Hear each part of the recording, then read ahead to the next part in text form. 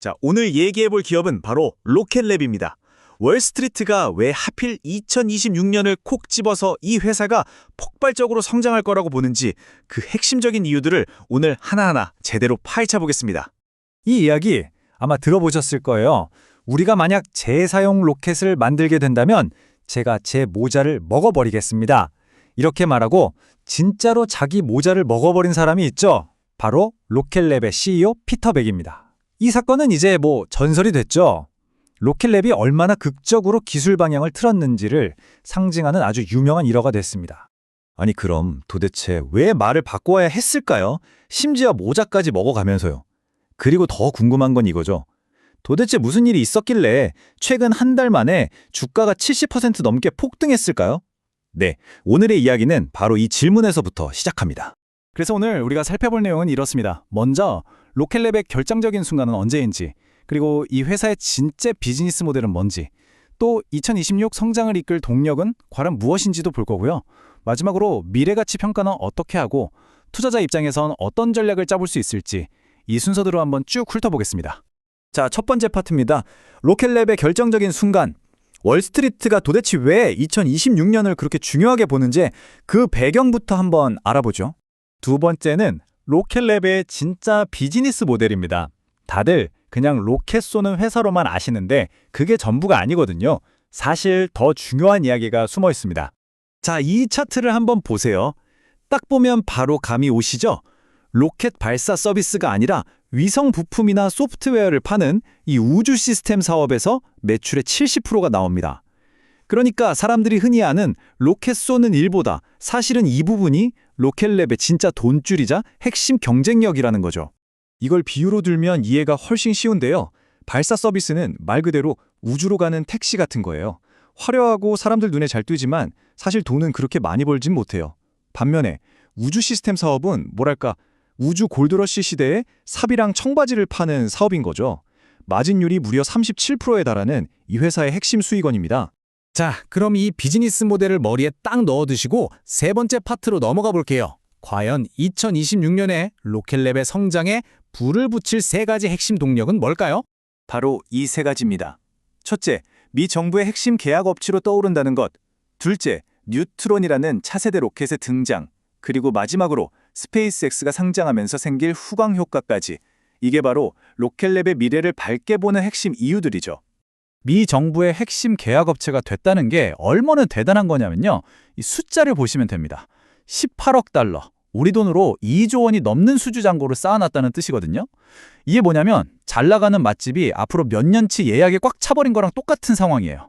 투자자 입장에서는 이 회사가 앞으로 몇 년간은 매출 걱정 없겠구나 하는 엄청나게 강력한 안정성을 확보한 셈이죠.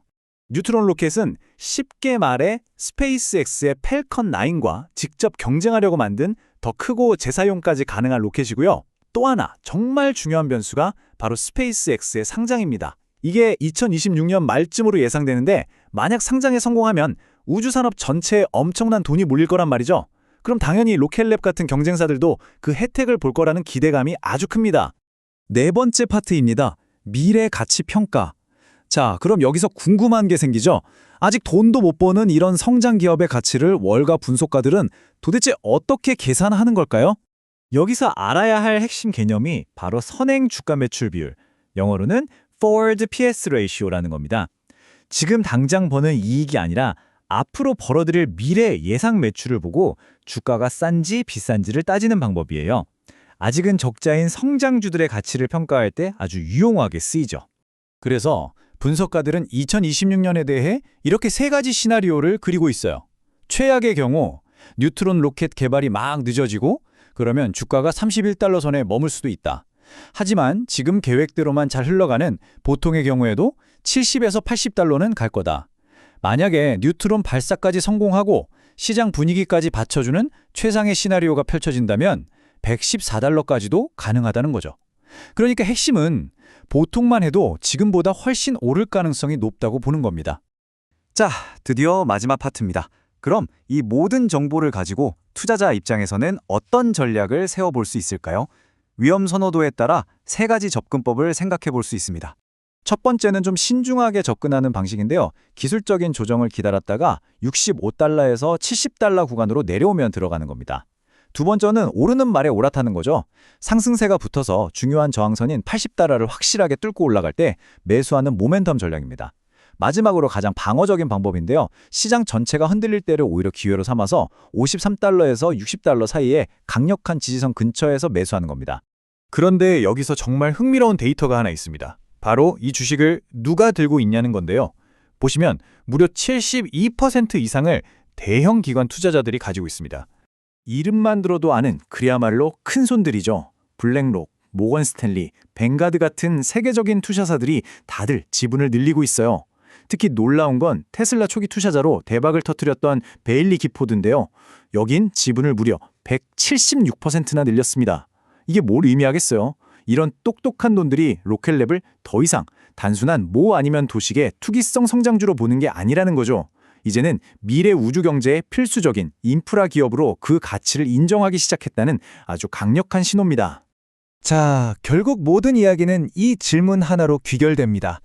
여러분은 로켓랩을 어떻게 보시나요? 그냥 리스크가 큰 하나의 성장주로 보시나요? 아니면 앞으로 펼쳐질 새로운 우주 경제 시대의 핵심적인 기간 산업 그 자체로 보시나요? 어떻게 보느냐에 따라서 이 기업에 대한 판단은 완전히 달라지겠죠.